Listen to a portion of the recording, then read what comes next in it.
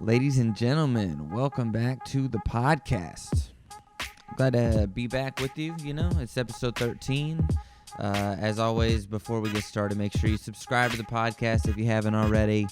And there's a share button. Get the share link. Put that share thing. Share it on the Facebook. Share it on Twitter. Share it wherever you fucking share your shit. Guys, last week we talked about some scams, and I got to tell you, this week somebody tried to scam me. It was a friend. A lot of times it's a friend that will try to scam you. A lot of somebody close to you. This wasn't somebody that was really close to me, but they were a friend of an old roommate. And I will tell you, the details of the scam are sex and gender sensitive. It's that guy. It was a friend of mine, and he's a gay gentleman, and he tried to scam me into sending him pictures of my pee-pee. That's what he tried to do. I'm not even kidding. I was working really late one night. I got home. I was hanging out with a friend until I was probably going to bed about 5 o'clock, and I was on Instagram, and I guess if you message with people often so you reply to each other's stories, which this gentleman is a guy that I do. We reply to each other's stories. He's a nice guy. He I guess he saw I was active online, and he just sent me a picture, and I look at it, and it's a picture of a woman's breasts, a lady. And I was like, well, this guy, and I gotta be careful when I say his name. This guy why would he have pictures of a lady's breasts? I know this guy, and he's my friend. I consider the guy a friend. And then I get another picture of a lady's breasts again. So the same lady. And I said, hey, buddy, what's up with that? Whose ladies' breasts are these? And he goes, it's just like a friend, and I was just sharing it with you. That's what he said. And I was like, creepy and not, honestly, fair to women, to be sharing. I think that was, gays and ladies are supposed to be on the same side of this. I shouldn't have to be telling him what's going on. So, and I'm like, I'm confused. Also, not that kind of guy. That's not my deal. Also, immediately, I'm kind of wise to the scam. I think I know what's going on. And he was like, it's just like a lady. I'm not telling you who it is, and we're just trying to see what you got going on. And I was like, and I turned into like a lawyer. I was like, if you're asking me to send you pictures of myself, you got another thing coming, buddy. That's what I said. I said, you got another thing coming. I was like, have you ever heard of Judas Priest? Lead singer, also a gay guy. So anyway, he's still my friend. I consider him a friend, but he was like trying to apologize. He's like, oh, I should have asked if this was okay first. And I was like, yeah, well, hey, whatever. Also, you probably just got these pictures of a lady off the internet. You're trying to scam me for pictures of my penis. It's okay. I mean, it's not okay. What if you would have scammed me? What if I'd have been like an idiot, like, oh, a lady that you won't tell me who she is? Also, this gentleman, he's moved out of state. He doesn't even live locally anymore. So it might have been 6 a.m. where he was at. He might have been drunk on the internet. Who knows what's going on? You can't be drunk on the internet. I don't know that much. So anyway, that's a little scam I had to try to get run on me last week. A little scam run on me. Jesus Christ, dude. I don't know if I told you guys about this, but I'm getting paranoid about that's such a crazy thing that can only happen now. Like on the internet, is like your friends are hitting you up for like pictures of your penis. Like I've been reading all these fucking science fiction books. I've never been like a reader in my life, and I've been like reading like a lot of science fiction books. And it's all these guys that wrote these in like the 50s and the 60s, but they're like predicting shit that's happening right now. Like when I watch like all the people doing Zoom, like everything's like all the media stuff, like sports media, everything gets like talking heads on Zoom, people in their homes, like the way the UFC fights have like almost nobody in attendance except like the Kardashians are going, or like some prince of Syria or some shit like that. It's just like, I don't know. We're reading literature, I think there's just like these guys kind of with a doom mindset looking at what the future. It's like all these guys were Ted Kaczynski writing, just the Unabomber writing these books, and I'm just reading. I'm like I'm like indoctrinating myself. It's like The Catcher in the Rye or whatever. But I don't know. Reading these books, dude, I think I should probably read something a little more lighthearted. I don't know what's like a good read that's like good and fun, but these science fiction books are goddamn interesting because the authors were so like prolific and so like ahead of their time and predictive and what was really going to happen. And now to read it when everything's falling apart, it's weird, you know? Like I've been reading this book, Fahrenheit 451, and it's about like there's firefighters that just go around burning books. Like firefighters don't put out fires, they start fires. They like burn down your house if you're like committing crimes or if you like have books and shit like that. So like information, they have like a monopoly on information. They've manipulated the history, and people can't read books to find out any different. So it's like all information learning itself has been corrupted like by the government and the media, and everybody watches like one television show and they fucking, I don't know, dude. It's just Jimmy Fallon. I saw Jimmy Fallon, dude. Like recently I've been seeing his clips, and he's like the fucking guy from Fahrenheit 451. He's like the guy with the one talk show that's like, it's like a white girl doing TikTok dances is his guest now, and she's like launching my debut single. And she's like a TikTok dancer, and she's like Britney Spears now. It's like that the future of what we're gonna do. We're just gonna hook ourselves up to TikTok machines, and it's Jimmy Fallon, and then we're just gonna like watch UFC fights in our homes. I don't know. The UFC fight, they are coming back. They're just sold out in arena. I don't know if I talked about that on the last podcast. The UFC 260 just happened. I think it's gonna be the last event that doesn't have a lot of fans. They're bringing, I think, the UFC 261, which is Usman and Masvidal. That's going to happen in Jacksonville in a sold-out crowd. Not only is it going to be sold out, like, it's not just sold out whatever their established capacity is. They broke the arena record for the gate just with the pre-sale. They sold out. Like, these events, when they release the tickets, I think people from all over the country, everywhere, just like, I will travel across the world to go see a live event at this point because everybody's been shut down. Like if they can get there, I think they're just going to drop that stimulus money. People have been saving up. They've been making Bitcoin money. They're going to drop whatever. I don't know. I mean, good luck to you, dude. People, they just released the Bonnaroo tickets. People are going to go.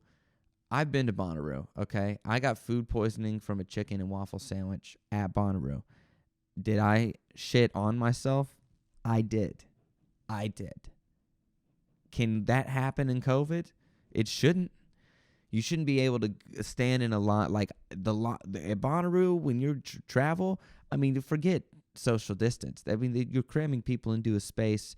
I mean, I was one time at night traveling. You're crammed together. You have to like people hold giant signs with like pictures on it so you can see it and go, oh, those are my friends. That's how I can find them because you get separated just in crowds. It's like a stampede of people. I was in a crowd one night going through Bonnaroo, and there were guys next to me somewhere, and the guy was just going, oh, my God, and his friend goes, I know, shrooms, and they're just, like, crying out. They're, oh, my God, dude, I can't even, and they're just over and over, oh, my God, they're just calling out because they're overwhelmed on drugs. Like, that's the environment that it is. It's you can't do that with COVID. And no one's going to wear a mask, I'll tell you that much. And it's not going to make a difference if you do, dude. Because COVID's going to be coming out of every pore of your body. If you have it at Bonnaroo, it's going to sweep through Bonnaroo like a hurricane. I mean, I thought about going. I won't lie to you about it. The lineup looks pretty good. I would only go for one day. Man, I hope that it gets like real dystopian and you have an option to like take some kind of track above everybody else. You know, like if they can offer the rich people just like safety and separation from, I mean, it's really, I think, truly going to turn into like the hordes. And it kind of already was like this because people were in press boxes or there, but people are done being on the court side, I think, unless it's just like, I don't know, dude. The celebrities, I think it's this is me reading the science fiction books, but I think it's like hordes of people fucking, you know, beating the shit out of each other, eating mutton and drinking hot wine, and then people sitting up on the, I don't know what you call them. I haven't seen A Knight's Tale in a while, so I don't know the vocabulary.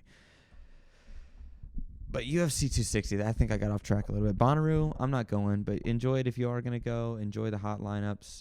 I don't think it's for me. It never really was for me anyway, but I mean, I'm kind of, I'll let it, it's just like the vaccine. I don't know if I'm going to jump right in on that either, but I'm also not going to jump right into Bonnaroo. I think I'm going to hold right in the middle. I'm not like extreme on either one of those things. And also mentioning just those things in the first, 15 minutes of the episode, probably going to get demonetized. We make a lot of money on this podcast. We're going to get demonetized for saying that.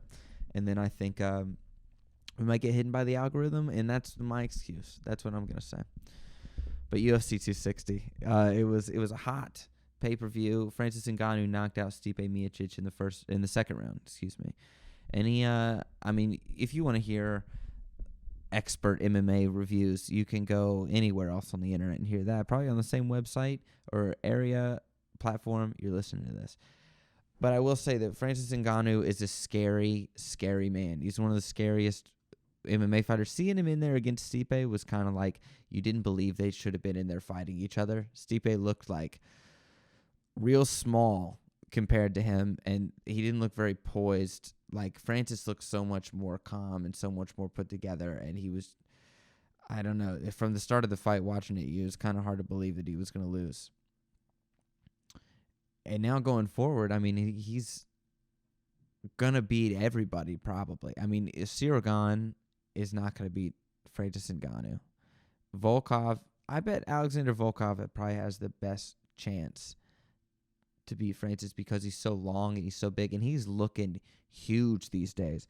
And these guys, everybody in the heavyweight division, I think, is going to start getting title shots. It's going to be like when John Jones was the champ. Like John Jones got so many title defenses because there were so few, like at the tops of these divisions lately, in the tops of the welterweight, lightweight divisions, there are so many contenders that deserve a title shot. And traditionally, they would be champions, like in other eras of the UFC. But now, like, these contenders have to fight each other, and the champs will, like, sit on the shelf, and all these fights are tough, so champions are kind of selective on who they're going to fight. And I think that Francis Ngannou is not going to have to be that way. Because the heavyweight division isn't, like, that stacked with guys that we don't know what's going to happen because Francis has already beaten everyone in the heavyweight division. I mean, there are guys that have been cut, Junior Dos Santos, Alistair Overeem. There are a lot of guys that are no longer in the division because of that are not going to have hopes of fighting for the title. Because, like, Curtis Blades is going to have a hard time getting a title shot because Francis has knocked him out twice. Francis has beaten a lot of these guys on the way to the top. Derek Lewis is going to get a title shot. I think, the fight everybody wants is John Jones, Francis. But John is, like, negotiating. This is a real tweet he put out. He puts out a lot of tweets and deletes them. I don't know if John Jones knows how to use the internet, really. If you're a successful guy that knows how to, like, strangle people to death for a living and you have millions of dollars, you probably don't care to observe how to use Twitter. But he straight up was like, I don't think $8 or $10 million is enough for the fight. That's what he said. I don't think 8 or 10 is enough. Imagine putting that out online at your job. You're like, look, I'm going to go out there. I mean, he is going to fight the scariest looking guy ever. And look, I'm not saying he doesn't deserve $8 or $10 million, but Dana White, this is what I'm really trying to say. Dana White is the guy that makes the decision on that. And he traditionally really hates when people negotiate in front of the world, like in front of the media on a world stage. He doesn't want to do his negotiations for money like that. If you want to talk about like that kind of stuff, a lot of fighters will say he's reasonable if you just do it behind closed doors. And maybe John Jones has tried to do that and it's not working out. And I'm not even going to try to criticize how he's trying to do his business, even if he's doing it on the media, even though I just kind of offered a little bit of criticism. I'm being a little bit of a hypocrite over here, but I think he would have a lot better chance getting that done if he didn't like blow it up on Twitter. And that kind of says to a lot of people, maybe he doesn't want, it's not that he's afraid of fighting Francis Ngannou, but maybe he just really doesn't care if he gets the fight or not. Like a lot of fighters will say that later in their career, like Floyd Mayweather. There's a famous interview with Brian Kinney where he goes, I don't fight for bragging rights. I don't have anything left to prove. I've proven who I am. And he's a prize fighter now. But without just finishing that sentence coming out and going, I'm fighting for huge paydays. I mean, that's essentially what these fighters will start doing. They're like, I don't have to fight for bragging rights. I am who I am. And I can sympathize with that because there's a lot of people if they don't do that job, they have no idea what it's like. You have no idea. So like, if imagine being a world champion on the stage that John Jones is, like nobody in MMA has been. He's got the most title defenses. He's had the most UFC title fights of anybody, and they're all successful. All of them have been successful. Some of them have been debatable. Some of the recent ones, I think a lot of people think he lost to Dominic Reyes. A lot of people think he lost to Alexander Gustafsson. There was and then there's also the controversy stuff, the criminal stuff, the DUI stuff, the drug stuff, the steroid stuff. So, but I still think he's the greatest. I still think he's great. Even after, I'm not an expert MMA analyst. I'm just a guy that's trying to figure out how to talk on the internet. That's really all I am. It's episode 13. Look at the numbers on the episode. If John Jones, who knows how John Jones used the internet? He could find this. He shows up at my house like Jay and Silent Bob at the end of that movie to kick my ass. He has a laptop. He plays me the video of me, like an editing down thing that I'm not trying to talk shit at the criticizing him. And then he slams my face. He murders me with the laptop. He has his dog. He has a dog that he just has all the time, named Dutch, that he would just eat my neck, just tear my throat out. I just see John Jones as I die. That'd be great. Wouldn't that be great? Anyway, so is John Jones going to fight Francis Ngannou in Ngannou's next fight? I don't think so. I think Francis will fight Derek Lewis next, and I think he'll fight him soon, in the summer sometime. And they'll try to build for a John Jones fight. They'll try to negotiate, and who knows if they'll give him... I don't know how this stuff works, like if he's going to make like $8 million to show, because normally you would make double the money for a win in the UFC. You would make like, if he wants $10 million for the fight, he would make $5 million to show and $5 million to win. And then he could make pay-per-view points off the back end, so if they sell a shit ton of fights, he can make a shit ton of money extra on the back end of it. So... that's probably something, if he wants a huge, huge payday, he's going to have to get like the $8 million, $10 million at the beginning. And then, who knows how much Conor McGregor... I don't know how much Conor McGregor's making for a fight, if he's making like $20 million. Oh, here comes the dog. Here we go. Oh, we're doing a podcast with the dog. I know, I'm blocking you in. I'm so sorry. This is Opal. I don't know if you can see her on the screen. Jesus goddamn Christ. I'm trying to do it. Anyway, John Jones is probably going to fight Francis Ngannou. We can only hope, and hopefully he makes Conor McGregor type of money, because guys like Conor and Khabib, they were probably making well over $10 million for their last fights. They had to have been. And John Jones has got to be that big of a guy. That's why it just surprises me that he's been handling the negotiations the way he has been. It's kind of just, I know nothing about that, and I base everything I know off of like, this is what everybody else is saying in the media that knows fighting, like former fighters that turn media, former referees turn media, people that have been involved for a long time. So, guys, I guess that's third-hand perspective I'm offering you. But I don't know. It's just it's one of those fights just as a fan at the bottom of all that, you just hope it gets done. Because what a shame it would be to live in a world where it's like John Jones vacated the light heavyweight title. He vacated the title. Was that all to put himself in some like Antonio Brown style position to get himself cut so he doesn't have to fight anymore while still holding on to his dignity? I don't know if he's thinking about it like that. I think he still wants to fight. I think he's been lifting weights and putting on also, but he's looking like he's training for the apocalypse. So I don't know what's going on. I don't know what he's training a dog. He wears night vision goggles in the grocery store. I don't know what John Jones is doing. I don't know. But we can only hope that he gets a fight against Francis Ngannou. We got to have that. And if Francis wins, think of it. If Francis beats Derek Lewis and then he beats John Jones, Francis Ngannou is definitely the baddest UFC fighter to ever exist. If he beats those, he's the baddest man that's ever lived. I mean, because even like a boxer is a great puncher, but like against a mixed martial artist, a boxer is nothing. You get like Francis stuff takedowns against Stipe. He took him down. He, got him in like a seatbelt. He's like punching him in the face. And he beat the fucking shit out of him, knocked him out cold.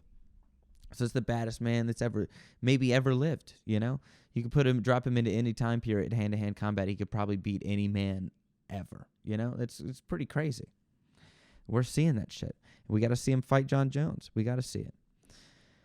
I don't know, man, but that pay-per-view is pretty hot. I think O'Malley, Sean O'Malley just fought. He beat that guy Thomas Almeida.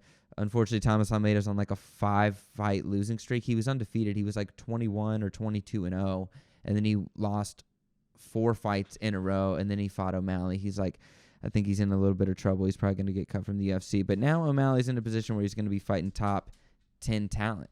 I think he's got to. And a lot of people are trying to push a fight for Dominic Cruz. I think Dominic Cruz is the best fight. I mean, this dog is, look at you. I mean, you don't know that what entertainment is? You don't know that I'm doing a show? The dog. I think Dominic Cruz is, he's beefing with that guy Hans Molenkamp for Monster Energy drink right now. Like, that's what he's all, I don't know. And he's not calling guys out because he's a former champion. And the media, he's done some interviews, and they're trying to put him in a position where they're like, are you going to fight Sean O'Malley? Did you call him out? I guess Chael Sonnen has lied. Chael Sonnen straight up just lied that Dominic Cruz said he wanted to fight Sean O'Malley. And Dominic Cruz came out and said, Chael Sonnen now has a combat jiu-jitsu promotion, and he wanted Dominic Cruz to fight Sean O'Malley in that promotion, and Dominic Cruz was like, whatever, and now Chael Sonnen's just going around saying that that's the fight that Dominic Cruz wants, and so I guess Chael Sonnen has bought ad space at the top of Google, so when you search all this stuff, it's putting you to Chael Sonnen's jiu-jitsu promotion to promote his events on UFC Fight Pass. So there's a little bit of shrewd marketing on Chael Sonnen's part, and it kind of is like a tasty enough thing. And honestly, that's probably the fight. The UFC, that's such a good matchup. You could see that being the co-main event or the fight under the co-main event on the Conor McGregor-Dustin Poirier card. Because Dustin Poirier-Conor McGregor 3 was just announced. I think it's going to be on July 10th. And also, we just got announced for the light heavyweight title. It's going to be Michael Chandler versus Charles Oliveira. It's weird that Dustin's getting passed over for that, but he's taking the Conor fight, taking the big money fight. So I think that's going to be really interesting. Also, we got Nate Diaz is going to fight Leon Edwards as the co-main event on the Chandler Oliveira card, which Nate Diaz, Leon Edwards kind of comes out of nowhere. But again, it's like Leon Edwards fighting an unranked guy that is like a 155er kind of. So I don't really know. I mean, what does that prove about Leon Edwards? I mean, we already know he's a really good fighter. If he loses to Nate Diaz, though, Nate Diaz could end up fighting for the title off of that fight. I mean, he's going to be, if he beats the number 3 guy in the world. It's just kind of weird how that fight, it's a fun fight. Definitely like Leon Edwards, Nate Diaz, it's fun. Like whatever. Like, it's fun to see Nate Diaz fight. But it's weird how it sets up the welterweight division. Because Leon Edwards and Masvidal is a fight that everybody wants to see. But Masvidal is going to fight for the title. If he loses to Usman, Edwards isn't going to want to fight Masvidal because he wants to win the title. So, like, the only hope we have of Leon Edwards versus Masvidal is if Masvidal wins the title. And if Masvidal wins the title, that's for sure. I don't know, because then you have Colby Covington, who that matchup with Masvidal is probably bigger. More people are probably excited about the Masvidal Colby Covington fight than the Leon Edwards, even the 3-piece in the soda thing. Man, now that I'm talking about it, makes a lot of sense if Masvidal wins the title, huh? I bet the UFC is really hoping that Masvidal is it. But Usman is such a dominant champion, he would probably, is he going to get an immediate trilogy fight with Masvidal? Probably not. It's just weird how there's so many good fights in the welterweight division right now, and you're not going to get all of them. You know, you really want Colby Covington versus Leon Edwards, Masvidal versus Leon Edwards. You want Masvidal versus Colby Covington. You want the rematch of Usman and Covington. You want all these fights. But if one person has to lose the title, and then like if Usman's not the champion, Covington versus Usman, maybe that one could happen again. But some of these guys like Usman is probably not that far from retirement. Masvidal is not that far from retirement. Covington and Edwards will probably fight for sure because they're both like younger guys. I think they have a lot of time left in their career. But seeing all these different fights, dude, I just don't know if it's going to match up. The Nate Diaz thing kind of really throws a wrench in the organization of like the fights for the dude, because it could have been like just Leon Edwards is waiting a while, or Covington, Covington, Leon Edwards was the fight. That's the fight that should have been made. And I can't believe they didn't get that one done. because that one would have been, it would have set it up perfectly for the winner of Covington Edwards gets the winner of Usman Masvidal, and the loser of Covington Edwards gets a loser of Masvidal Usman. That would have been perfect, because then you could those combinations, all those fights, because even Edwards and Usman is a rematch of from 6 years ago when they were much different fighters. So these are all four of those guys fighting each other are fights we want. The Nate Diaz thing kind of fucks that up. Is that my hot take for the episode? My hottest take of all this? Not that I was scammed by a gay friend, but that I was saying that Nate Diaz versus Leon Edwards fucks up the welterweight division in the UFC. I'll take that. Write about that. Somebody write about that. Write about that on your fucking website, Ariel Hawani. I don't know, but the thing about the 155 fight, Chandler versus Oliveira, where's that leave Justin Gaethje? I mean, Justin Gaethje, Tony Ferguson's going to fight Beneil Dariush. Dariush is kind of up and coming, but he's not like a young guy either. If he beats Tony Ferguson, I don't think he'll ever get cut from the UFC. He might, I don't know.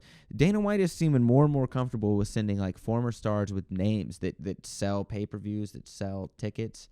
He's like cutting them before they're going to be done fighting, and they're going to go fight at other promotions. And I think that Bellator and one championship, they're going to be able to sell a lot more fights, sell a lot more pay-per-views, and get themselves more in the zeitgeist of MMA. It's going to spread out MMA more, that he's cutting these guys with names. So if he cuts Tony Ferguson, people will pay to see Tony Ferguson fight these guys in other organizations until he maybe loses once, and then they'll be done.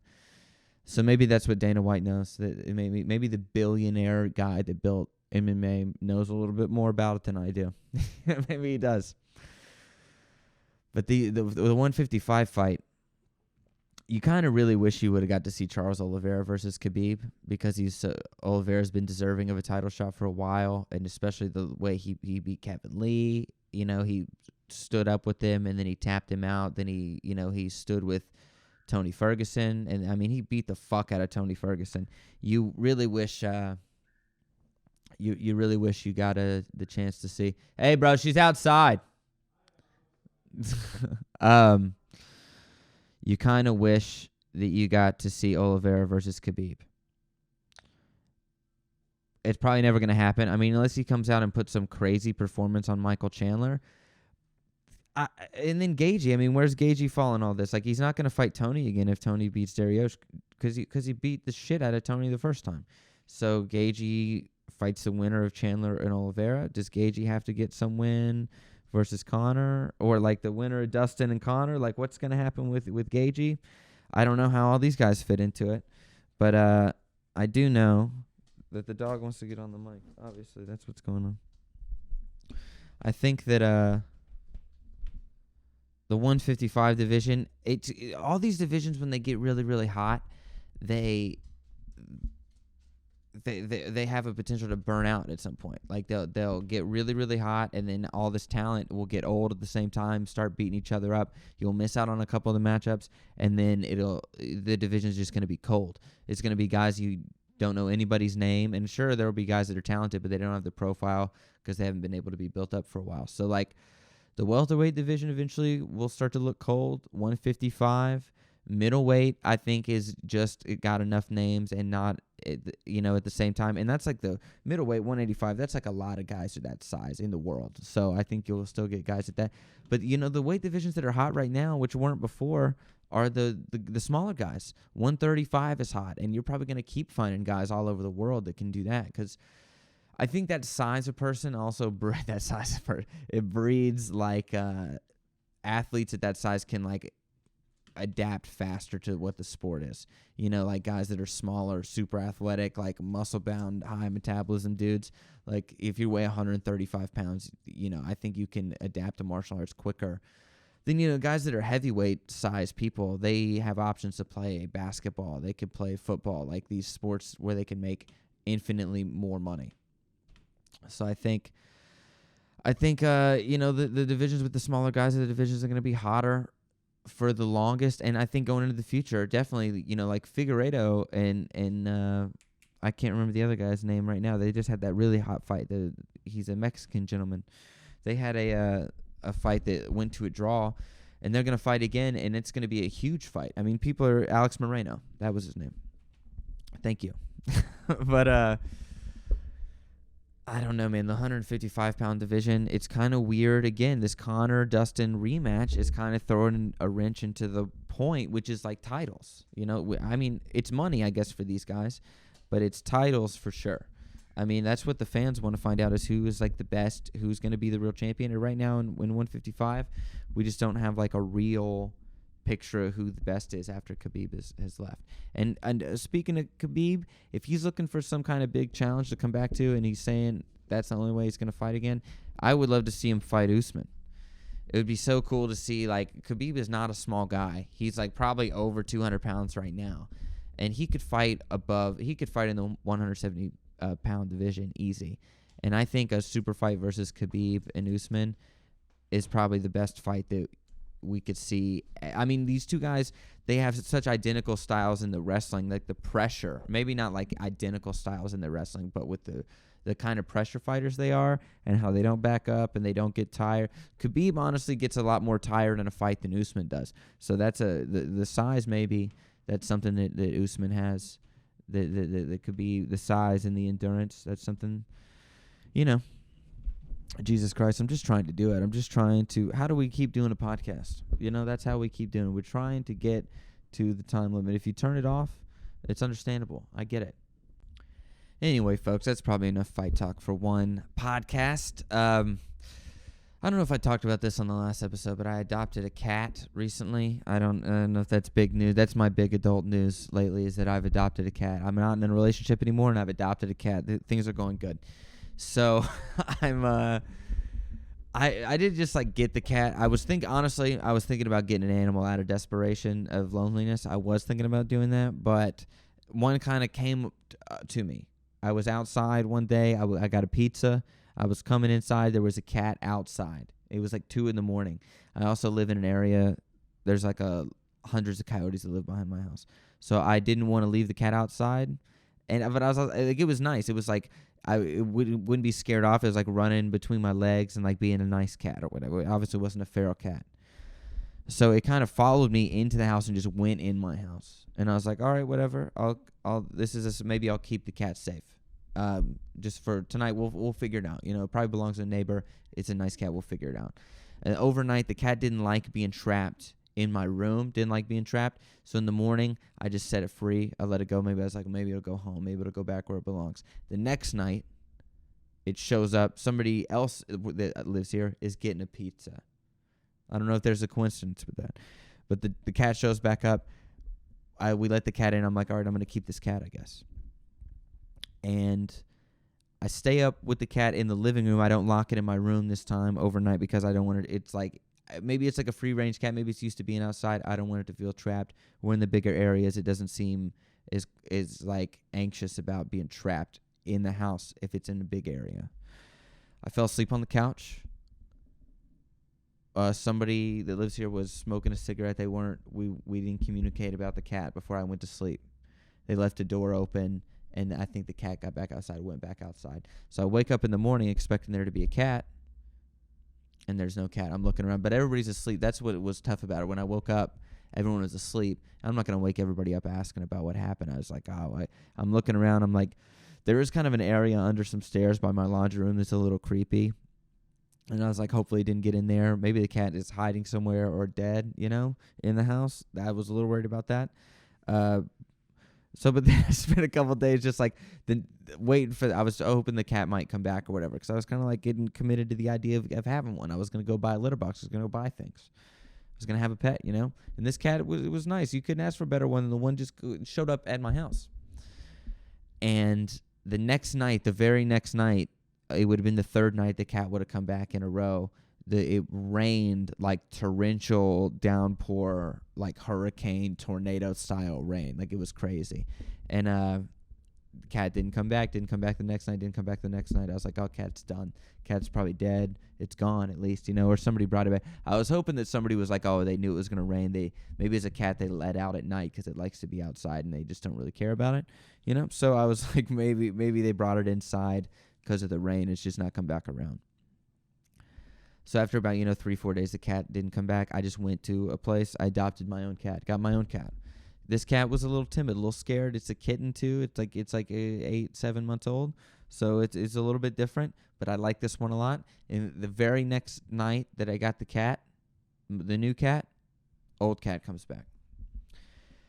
I had told one roommate about the cat that I have now. The other roommate did not tell him about the cat. So one night he just knocks on my door. He's like, "Hey man, come out here, check this out." I come out. He's like surprising me. I thought maybe something was wrong because I was like, "Oh, I'll come out and talk about it. I guess can't talk about it through the door. I guess we'll come out."